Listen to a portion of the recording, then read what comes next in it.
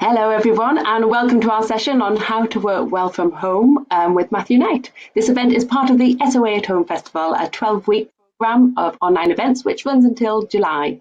All of the sessions are free, but if you can afford to donate a few pounds to our Authors Emergency Fund, it will support writers and authors in financial difficulty due to this health crisis. There's a link in the chat box to the right which will take you straight along to our GoFundMe page. I'm Anna Ganley, I'm Head of Staff at the Society of Authors, and I shall be chairing this session with Matthew in which we'll discuss the impact of the pandemic on work, our lifestyles and our mental health. We'll discuss tips and tricks on things that you can implement from home to improve your mental health and what that might look like for you. The session will last 45 minutes. Matthew has some slides that we're going to share, but please do type in your comments, questions and queries into the chat box and we'll get to those in two sections. We'll stop at after about 15 minutes to take some of your questions and comments, and then again at the end at 3:30 when we'll have some more. So a little bit about Matthew. Matthew Knight is an independent strategist who helps businesses figure out what to do next. Never needed more. And he's an advocate of improving support for mental health of the self-employed. Since founding Leif Does in 2017, Matthew has worked for a wide range of individuals and organisations on well-being and the future of work. He's worked across the private sector for charities and government, and Leif Does has been featured on the BBC, in The Guardian and on Mind UK. So it's described as a team for people without a team. The Leif Does Forum supports mental health, the mental health of freelancers and self-employed independent workers. You can find Leif Does at www.leifdoes.co, and you can find the tribe on Twitter at LeifDoesCo and Matthew himself at Think, Play and Make. So while we continue to deal with the impact of COVID-19, more and more of us are getting on with remote working while self-isolating. And if you're self-employed, you're also dealing with the impact that the outbreak is having on your ability to work and to earn.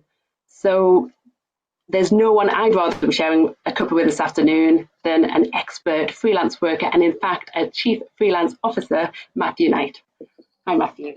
I'm going to reject the word expert immediately. No, I'm not a fan. I'm just experienced, somebody who talks loudly and people occasionally listen to. But thank you for that. Listen to you this afternoon. Oh, thank you for that introduction as well. I really appreciate it. I sound awesome. I don't know who wrote that, but it's clearly my publicist. Hello, everyone. Thank you so much for joining us this afternoon. As Anna far more eloquently said, I'm Matthew Knight, and I am the founder of a community project called Leif Does. And our focus is supporting the mental health of the self-employed. And we do that in three ways. We've got a peer support community, which is online on a Slack channel where anybody can come along, have a cup of tea together, say hello in the morning. It's a little bit like the breakout room in an office, or kind of just hanging out at the water cooler and having chats, ranting at people that you're working with. But also, if you're struggling a little bit, just saying, oh, this sucks at the moment, or has anybody else dealt with that? So yeah, we very much do call it a team for people without a team. We also create tangible resources and guides and tools for people who don't necessarily want to hang out with us, but want to have a look at some of the work we do. And we work with businesses to try and help them realize how their actions and behaviors have an impact on our well-being as solo professionals. So yeah, I've got a couple of slides which I want to talk through today. And by all means, please just leave a question in the chat on the right-hand side or left-hand side, where that is, and we'll come to them as we go through. And we've already got one coming through. So we'll come to those as we go through, which is fantastic. So Leif Does has been around for about 2.5 years, and we've currently got about 3,000 members globally across 21 different time zones. We've also recently been opening our doors to anybody who's working in a different way, so perhaps remote working, which I think is about everyone at the moment. And a lot of people have been struggling with that shift to working on their own from home. Our focus is very much on the individuals who don't have an employer, though, somebody who's responsible for their mental health, they're self-employed. And I do recognize that for many of us at the moment, this time is incredibly hard, depending on how you set yourself up to work. Many of us might be sole directors or limited companies. You might be under financial significant strain, or projects have gone away, or your motivation and your focus is lacking. And not only that, I think the stress from the overarching quarantine, coping with unexpected change and loss, perhaps we're living on our own, or perhaps we're under intense proximity to people that we don't normally spend a huge amount of time with. It all really adds an emotional load to what we're facing.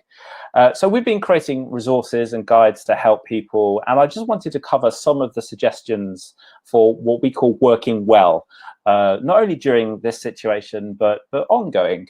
Hopefully you'll find at least one or two suggestions helpful. So thank you to the guys at Association of Authors, Society of Authors, sorry, for inviting me today. And at any time, just ask those questions.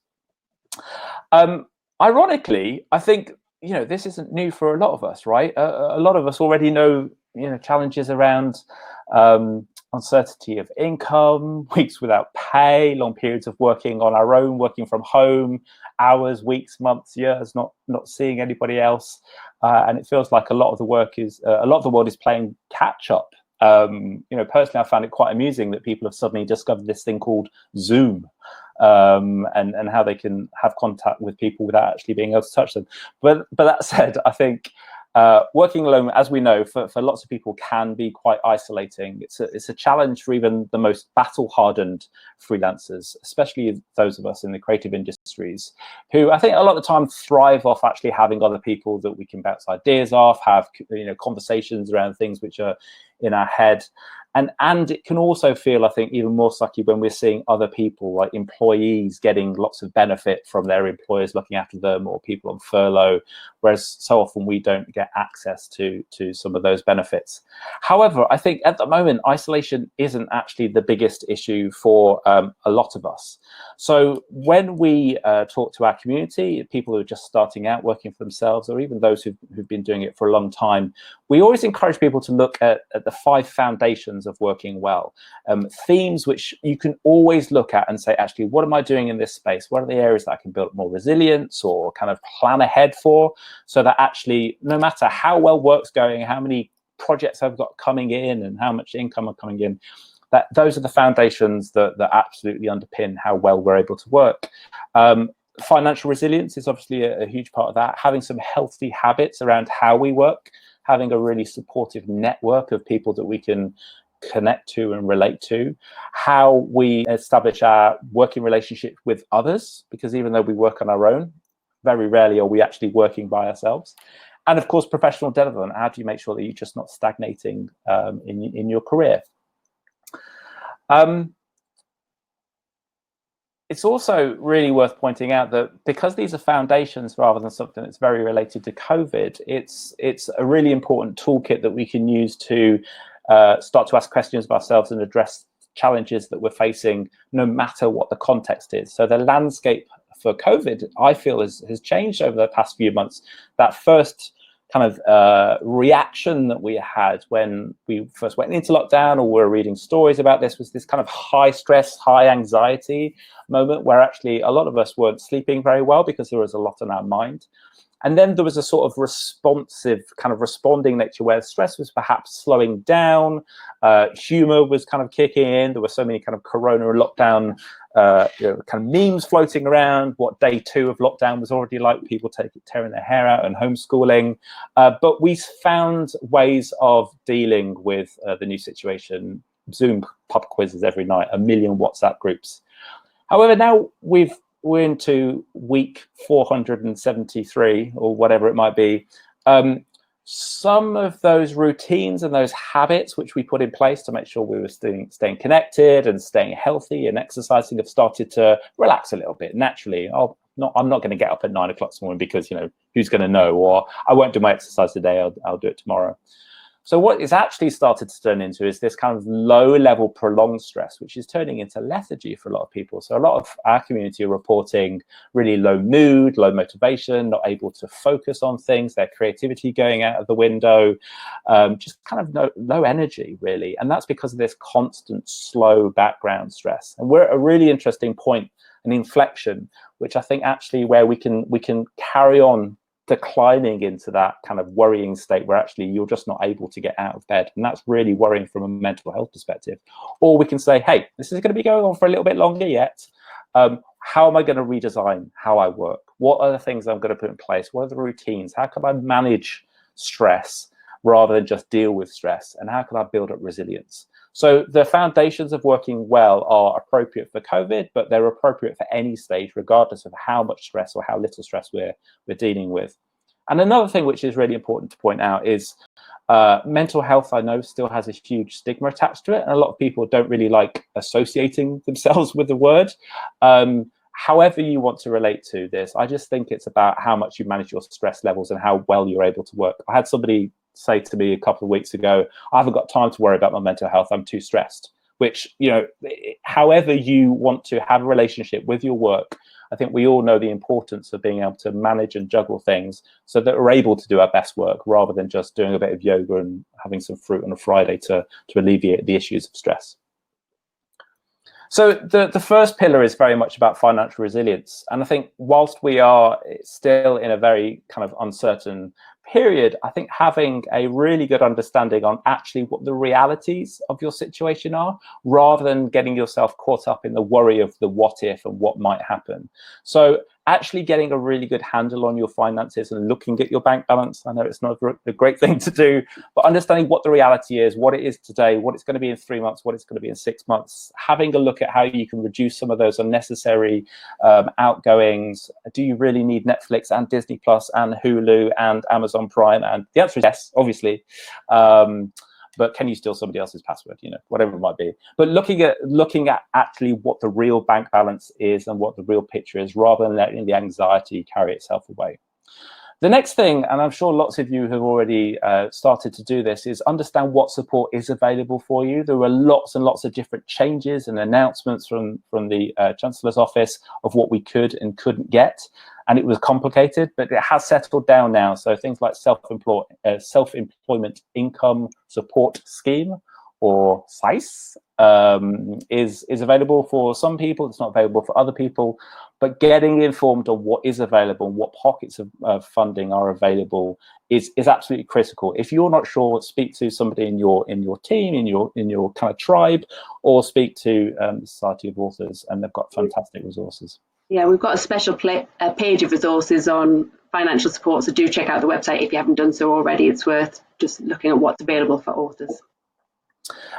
It's also really a good time to start reviewing a couple of things that normally you wouldn't look at. Like if you are doing paid work, look at those contracts. What are the payment terms? Can you reduce them down to 7 or 14 days rather than 90 days?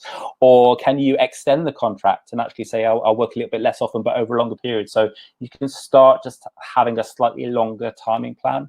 It's also worth looking at any insurance policies which you have to see if they cover you for any cancellation of work, or if you do fall ill, what your protection is for still delivering on that work. And also use this as a time to plan ahead. I mean, crises are always a great time to kind of go, oh God, I need to back up my computer. You always do that after your hard drive has failed rather than before. So use this as a time to think towards the future. You know, what money am I putting aside if I want to take a break in the future, if I want to start a family, if I want to go on a holiday, or if something dreadful happens and I'm not able to work. The next section is what we call healthy habits, and these might seem like they're absolute basics, but honestly, these are probably the most core fundamental things that are so easy to forget. Physical health and mental health are absolutely intertwined. So don't forget to look after the absolute essentials and put those in place. Eating well, sleeping well, drinking more, and that means water rather than caffeine and alcohol, and exercising. We've got some water. I've got coffee, but it's mostly this is mostly water, so I think that counts. So making sure that you really are looking after the physical well-being aspect of it. Sleep health, for instance, is absolutely critical when it comes to mental health. Having some regularity of sleep, doesn't really matter how much sleep you're getting, it's having some regular sleep patterns that really just helps your body kind of rest and relax. And exercising, the lockdown has been relaxed in terms of how much exercise we can have. You can even go for a drive for an eyesight test now. So make sure that you're making full use of that time. Personally, I'm doing Joe Wick's PE exercises because that's the level of physical exertion I can do. Kids exercise. Yeah. It's hard. It's so hard. Those lunges. One-armed press-ups. I mean, come on. But that speaks to Julie Phillips's question about how there are so many distractions at home. So how can you maintain your focus? And I suppose the healthy habits are such a cornerstone to being able to focus, that if you're drinking lots and having that routine and structure, it's going to help to achieve some focus. Yeah, absolutely. And I think, you know, it gives you a great start to the day and it prolongs your energy. So if you're eating well, if you're having good, I don't know, God, it sounds such like a cliche. I don't listen to any of my own advice, but it works, right? Having a good breakfast in the morning with some protein gives you energy, kind of slow released carbs. We're allowed carbs. But slow release energy carbs to help you sustain that, and not reaching for a sugary drink, but kind of eating smaller more often over the course of the day. The fact that my fridge is within arm's reach of me is causing all sorts of problems at the moment. So at the moment, it really, we have to actively think about these things because the structure has shifted a little bit. The other thing as well is, I think, give yourself a break. I mean, it's really important to remember that, you know, who's 100% productive at the best of times, right? There's always an email to reply, or a holiday to think about that you wish you could have gone on, or Facebook to chat. You know, nobody is 100% productive 100% of the time. And actually rest is part of being productive. You know, that thinking time, that going for a walk, there's kind of moments where actually we can reflect on things. So taking breaks and rest is an absolute critical part of working well, but also giving yourself a break. I mean, you know, if you're a parent, you've got a huge amount of stuff going on, holding yourself to a really high level of accountability and kind of standard that you're comparing yourself to people on Instagram or HuffPo articles, it just isn't realistic. It's not sustainable, and in the long term, it's going to be more damaging. So give yourself a break from the idea of what you should be doing. It is allowed. Anna, you mentioned routine there as well. I think routine is hugely helpful. Even if you're not a structure person, having some sort of structure that does give your day some of those kind of just understandings of where you are. So like starting at a certain time of day and finishing at a certain time of day can be really useful. Even putting in a kind of commute. I know this is, you know, an anthem to what we do as the self-employed, but having 20 minutes in the morning where you go and do something else, you've got 20 minutes to just listen to a podcast or read a book or think about nothing. It puts a really good boundary at the start, at the end of the day, and it helps us switch from that kind of home life to working, and then stop working at the end of the day. And also, I think, you know, a lot of our members are saying they're really struggling to get anything accomplished or feel they're getting anything accomplished. And at the moment, that's natural. Even if you're not necessarily working on a project at the moment, it feels like you might not be adding any value. But the reality is our energy levels are all up and down, and journaling can really help to actually keep track of how we're feeling over time, how that's changing. Just because you have one day, it might be one bad day out of 25. And if you see that in your patterns, you go, okay, that was an off day, that was okay. But it's also brilliant for actually capturing all those brilliant little things that you forget that you did. Like, here's my little win for last month was I did my personal tax return before HMRC sent me a letter about it. And that was like, yes. Oh, well done. I know, that's a big win. But, you know, kind of just the simple act of writing down how you're feeling, getting some of those thoughts and kind of anxieties out of your head helps you to reflect upon them later, but also allows you to see kind of progress which you're making, and also see if there are kind of common challenges which you're facing, and redesign some of your habits around them. And I think critically, you know, don't suffer in silence. If you are feeling like you're struggling, have a conversation with somebody, whether that is a friend or somebody in the same industry, or even a client. I think it's very easy to deal with things ourselves, but sharing that experience is hugely beneficial, because it allows you to say it out loud and actually hear that, and somebody can reflect it back to you. And even if you're doing fine, actually just the act of saying how you're doing and you're sharing your ups and downs helps it make it easier for so many other people to say that they can share, or say if they're not doing so well. I'd even go as far as thinking about investing in talking therapies, or kind of speaking to a therapist at the moment. I know therapy can have negative connotations for a lot of people, but honestly, just the idea of having a non-judgmental space for 50 minutes a week where I can just kind of say anything and not be judged is hugely powerful. So say how you're doing, but also ask how other people are getting on. And the moment you do that, it just opens up that conversation that you normally, when you're so busy with work and you don't do that, you miss out on all of that kind of flavour and texture of people's lives. So it's so valuable when you do, and then it gives them that opportunity just to share their day. And I think, you know, it's really easy to be like in this kind of weird hyper productive mode. For a lot of us who are in remote work, you know, we're feeling that we have to be on emails, we have to respond, we have to, you know, show that we're working and we're active, and we're missing out on a lot of that human interaction. You know, what TV did you watch last night, or kind of what's your sister up to now? Is she still dating that loser? And all of those small little micro interactions, we don't necessarily place a huge amount of value on them, or even recognize that they're helping. But they help us build really strong relationships, and they also help us kind of make connections that, actually, there was that guy who I spoke to, and he's a massive coffee nerd. I'm writing this piece at the moment, which is all about, I'm going to speak to him. So even if it doesn't feel like a work-related thing, it has benefits to the work which you do. And what's your feeling on how to prevent or minimize procrastination, or what's your view on procrastination? Is it a good thing? I mean, certainly I like to stop and stare, and just that's when I get quite creative, if you could just stop but procrastinating. Yeah, I mean, I think procrastination gets a really bad rap, because I don't know where this idea of, like, you know, getting stuff done and moving through the to-do list and being like efficiency isn't necessarily the best way of working. You want to be effective, but not efficient. So I'm a big fan of procrastination. I would do it more, but I never get around to doing it. And I need the pressure of a deadline or somebody going, have you done that thing, to just get stuff on paper. But what's different is I'm not working on the problem just because I'm not writing, or just because I'm not putting stuff on paper. I know that I'm actually actively thinking about that and subconsciously thinking about that for days. And then when I need to put it down on paper, that time hasn't been wasted. It's there.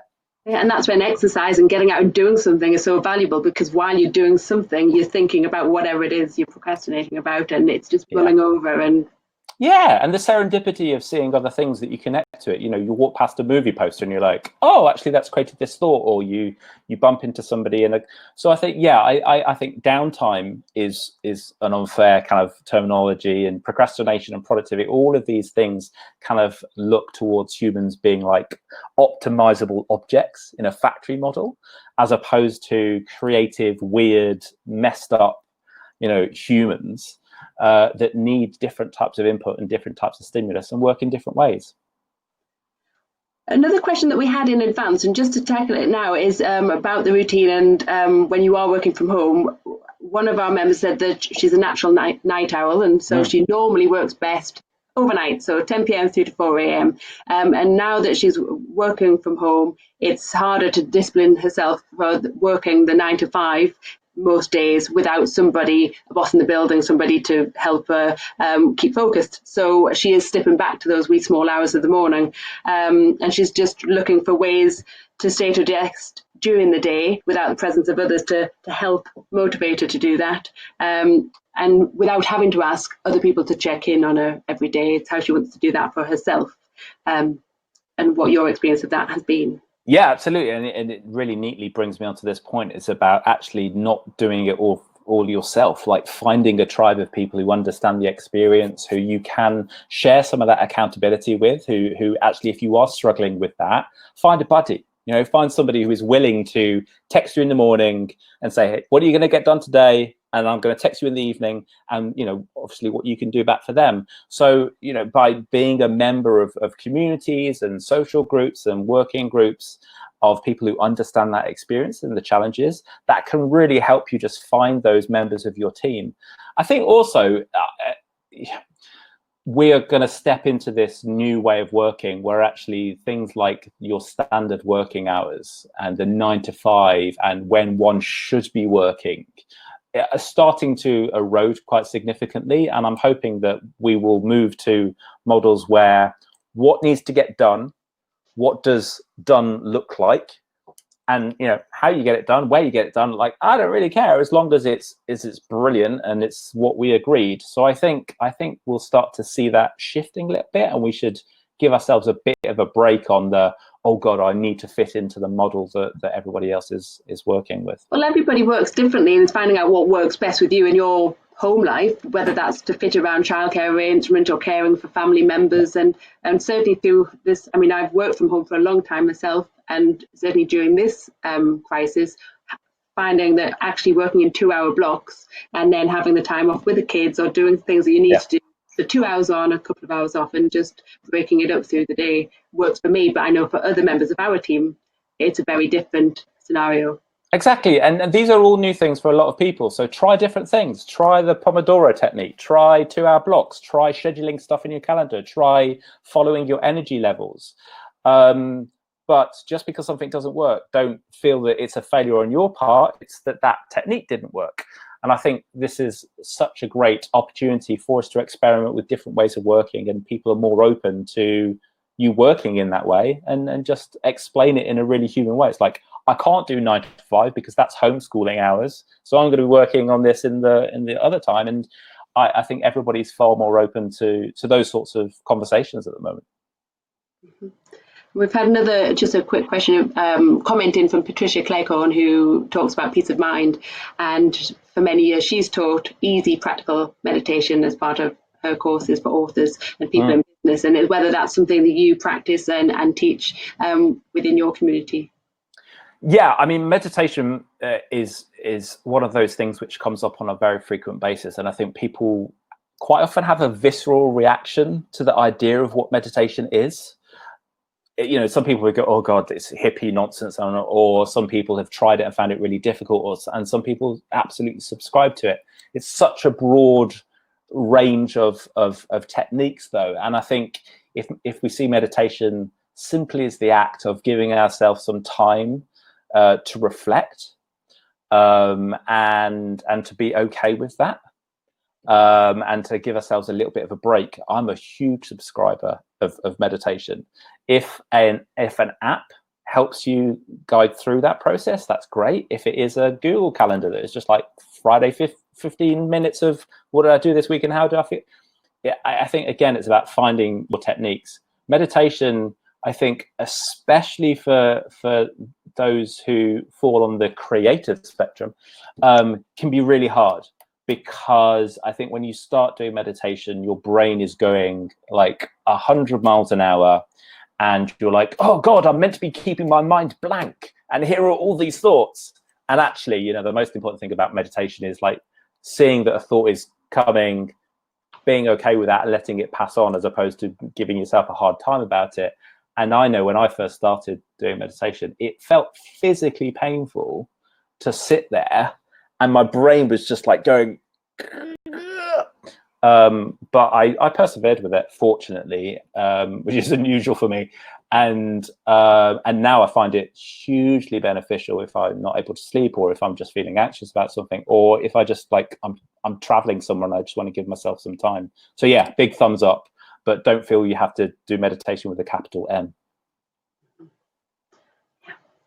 So I think the next pillar is about some of those working relationships, and as we talked about, making sure that you're communicating with the people who you are working with, whether that's a team or with clients or whether it's with editors, the people around you, to understand what's going on. Right now, the most common stresses of self-employment life are from our own kind of internal experiences, but from those around us and those we interact with. So explaining what's going on at home at the moment is a really effective way of just saying, actually, look, I'm also parenting, my partner's also here, the dog keeps pooping in the front room, and there's a lot going on. Having a really human conversation and just kind of communicating that openly is absolutely critical. And also, I think as we said, these kind of small human interactions are absolutely critical. So when you are having conversations with those who you're working with, don't just make it about work. Schedule in socials and say, oh, actually 3 o'clock, we haven't caught up for a while, let's just have a cup of tea and not talk about work. Or start every meeting with a little bit, 10 minutes of how are people doing. Or we've got a little tool called the Manual of Me, which is a kind of weekly question or a set of questions to just get to know a person better at a more human level. And can be silly questions like, kind of what food would you run away screaming from if it was presented to you, all the way to how do you need feedback structured, and how do you, what are you most motivated by? But especially when you're self-employed, you don't necessarily have those kind of like performance reviews where those sorts of questions are asked. You have a very short period of time to get to know the other people on your team. So communicating those things is really important, but we're not robots. So we can't just say what job skills we have. It needs to go a little bit deeper than that. And the final pillar is professional development. And I think this is something that a lot of people who are self-employed struggle with, in that sometimes they're a brilliant craftsperson, but what's the job promotion? What's the career path? What's the next thing which you're going to do? And when we have a job, there's usually some sort of career track or path or training or some sensitive idea of where we're going next. But that can be really hard to do for ourselves or when we are self-employed. And I think at the moment there's a couple of things which we're talking to our community members about, is in terms of looking to the future. The first thing is around diversification. And I know a lot of people who are self-employed in a particular sector or in a particular way of working have had projects just absolutely removed wholesale because that industry has just ceased. So if you're a pilot at the moment, you're not getting a huge amount of work. And I think it's the same for the self-employed, that actually if you have a single product which you're offering to the market, if that market suddenly dries up, you find yourself in a very difficult situation. So what are the other things which you can do? How else can you apply your trade, but to different ways of selling that to people? So is it actually you're predominantly a journalist? Are you also able to create training for other journalists who are just starting out, for instance? The next thing is about investing in yourself. So, kind of making sure that you are thinking about the future of your career, not just the stuff which is happening right now. So that might be learning new skills. It might be using this time to volunteer with community projects and take the opportunity to do something that you're not getting paid for, but then you've got something in your portfolio to show that you can adequately do it.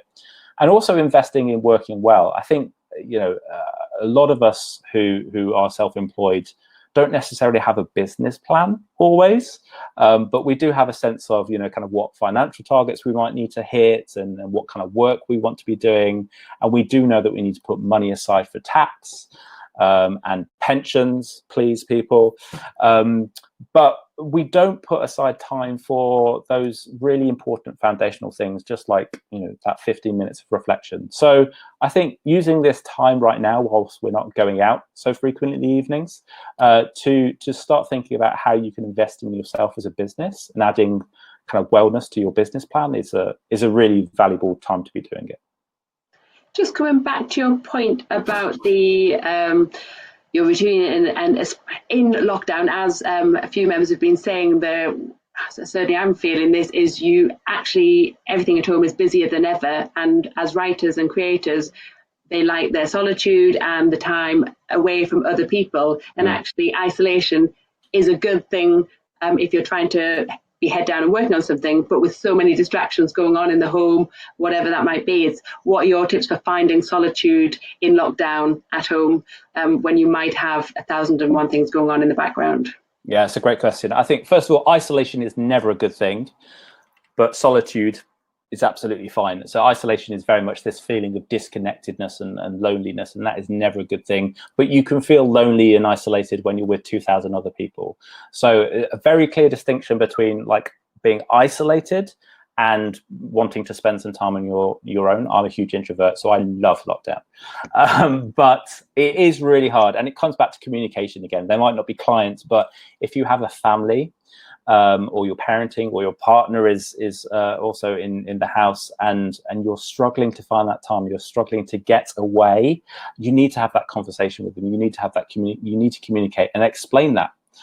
It can be really hard, but it can be the difference between a positive relationship working or not, and explaining that this isn't it's a nice yeah, I know, love, everyone would want to have a bit of time to, no, this is my job. I need to go and spend some time working in this way because this is how I'm as effective as possible. So I think it needs to be a really grown-up conversation around this is income and this is my work, and it's about respect for that time. That conversation doesn't fly with a 7-year-old. Yeah, I'm getting expert at hide and seek. That's a good one. Yeah, but I think that even so, I think having kids actually love having a proper grown-up conversation.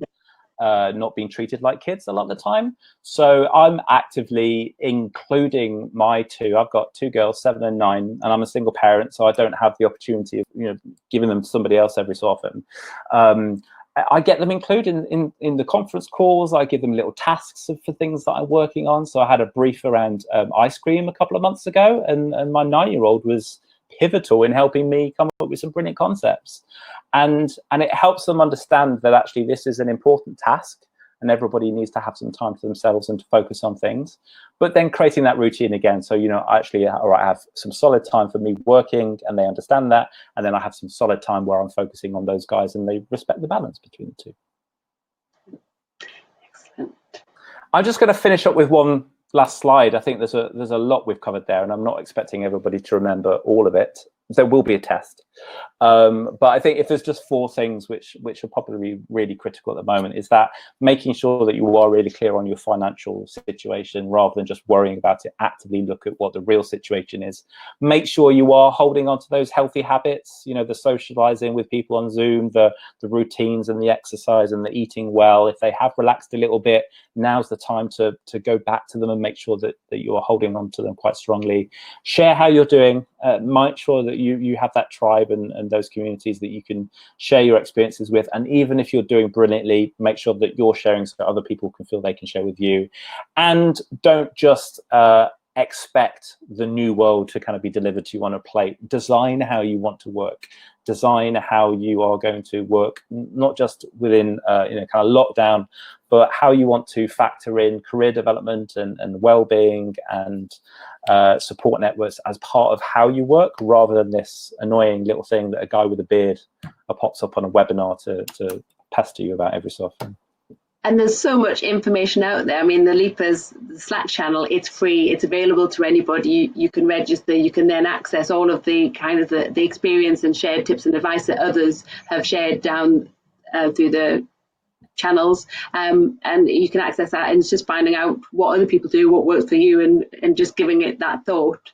Exactly. There's so much amazing stuff out there. If you don't like one article, then Google again. And you guys have produced a brilliant set of resources. So there's the kind of the mental health and well-being pages on your site, but you've produced this guidebook as well, which is a fantastic piece of work. So, and is the link there on the slide, the combined page that members can go to after the talk, and it shows the combined resources?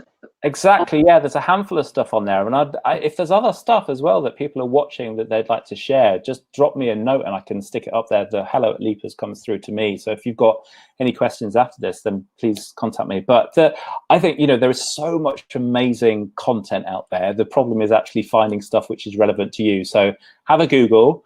But also just turn to the person to your left and your right virtually and just say, what have you found, what works for you, and just keep talking. And what I would say is that the SoA's local group meetings are still having Zoom meetings, go-to meetings. It took a little while for our members to kind of reorganise themselves online and to think about how they want to meet. But if you are a member of a local group anywhere in the UK, they're starting to have their monthly meetings on Zoom and just getting together to have a chat with other members who are living locally about what's going on for them at the moment. So do look out for those emails that'll start coming out again soon. But technology helps us so much these days, doesn't it, with WhatsApp? And I've discovered Marco Polo, which is a little app which just allows you to record little video messages. And you kind of, it's just like WhatsApp, but you can just have little video conversations with whoever in your life. So technology is remarkable, I think, but it's brilliant, and it's also a pain at the same time. And I think it's really important just to think about how are we using technology. So, you know, the amount of people who are complaining of Zoom fatigue at the moment because they're spending 8 hours a day on a video chat. I mean, it's not sustainable. So I think even though technology is amazing, you still need to remember that there's a human at the other end of that laptop, and take a bit of a break. Less video. Well, on that note, we've got 4 or 5 minutes left, so I'm just going to have a quick look at the questions and see if there's any other questions that we haven't already answered that we might look to answering before we finish.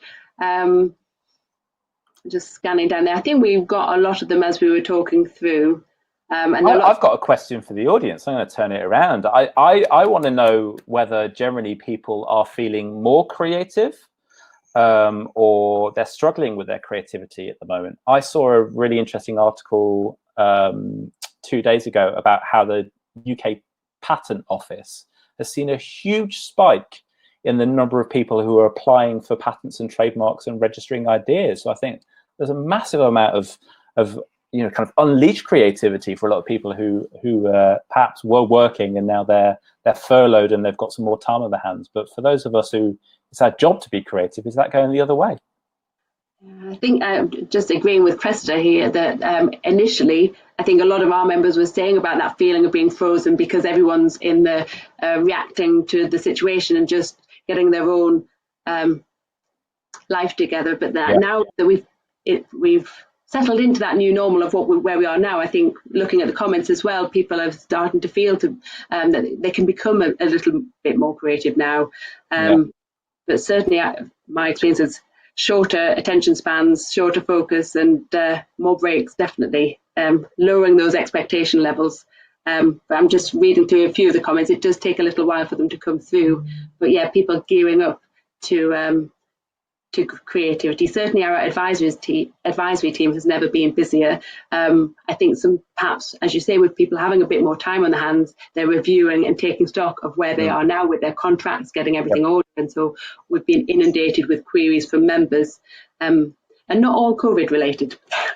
Yeah, of course. And that's the thing. I mean, whilst it's a huge amount of focus and energy and distraction at the moment, there's other projects go on. And I think we do need to be mindful of that balance between things. Yes, it's a really challenging, unprecedented. That has to be word of the year in the dictionary this year, right? That's gonna win. But life goes on, and we can't. I think that is what we're seeing now, is that people are recognizing I can't pause, I can't hold my breath for this to go back. This is gonna go on for a while, so actually I need to lean into what's next and how to work well. Yeah. And on that note, time does go on, and it's time for us to move on and go outside and get a break and get some fresh air in the sunshine. I just want to say a huge thanks to you, Matthew, for joining us this afternoon for a chat. There's always lots of practical ideas and just tip sharing, which is so beneficial. And a lot of it is reminders about stuff we know already, but we just need to reflect and take stock sometimes. So thank you very much for sharing your experience at the moment. It's just really refreshing to get those different perspectives on working from home. So thank you for that. To everybody else, just a quick reminder again that if you can afford to donate to our Authors Emergency Fund, the link is still there in the chat box on the right, and every little helps for authors who might be in need at the moment. I would say that tomorrow from 4 p.m. We'll be back here again, and we're chatting to one of our newest management committee members tomorrow, Vanessa Fox O'Loughlin. She's a crime writer, and she's Ireland's leading literary Scout. So do join us if you can for that. She's a multi-award winning, she operates the Writing Resources website, writing.ie. She runs a publishing consultancy, the Inkwell Group, and she's also the founder of the Murder One International Crime Writing Festival. So she's one busy lady, and so we're glad she's going to be joining us tomorrow. And if you haven't signed up already, you can head over to our events page to sign up for that if you'd like to do that tomorrow. And also, if you want to catch up on any of the sessions that we've had already in the festival, our Vimeo channel has most of the video recordings on there. So that's on Vimeo as the Society of Authors, so check those out. So thank you all for coming along this afternoon. Hope you'll come back and join us again soon for another session. If you want to go onto Twitter and carry on the conversation on there, do use our hashtag SoA at Home, and you can find Matthew and his tribe at Leif Does. And so in short, I think the takeaway message for today is probably don't panic. As we said, keep planning, check your insurances, speak to your clients, buddy up, and most of all, stay connected. See you all again soon. Thanks.